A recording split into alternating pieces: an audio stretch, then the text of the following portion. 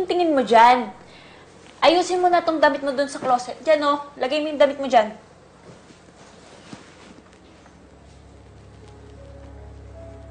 Ano yan? Ayusin mo nga! Ayusin mo! Mami, balik na lang po tayo kay Daddy. Matigas ang ulo ng daddy mo, kaya magmamatigasan kaming dalawa. Ayusin mo yan. Saan si Georgie tsaka si Sydney? Sir, wala pa talaga eh. Pasensya na po. Okay lang. Bumalik na lang kayo sa akin pagka meron na kayong report at balita, ha? At saka, bilis-bilisan nyo naman ang kilos niyo. Baka napapano na yung apo ko, ha?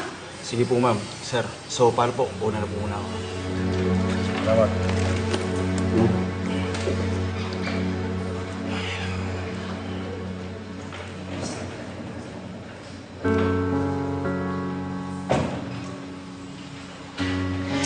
In fairness, ang galing magtago ni Georgia.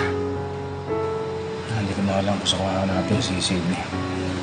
Ana, don't worry. Makakasama rin natin si Sydney. Okay? Kapag nakita ko si Sydney, hindi na siya mababawi sa akin ni Georgia. Pa ako makakabiyahe, hindi ko pa nakikita si Sydney.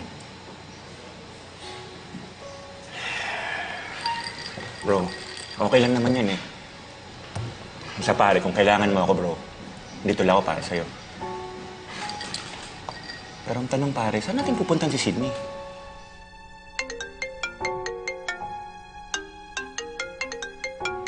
Hello, Georgia. Daddy, Sydney. kinuha ko lang po yung cellphone ni Mami. I miss you so much. I miss you too, Daddy. Kamusta ka na dyan, baby? Okay lang po ako.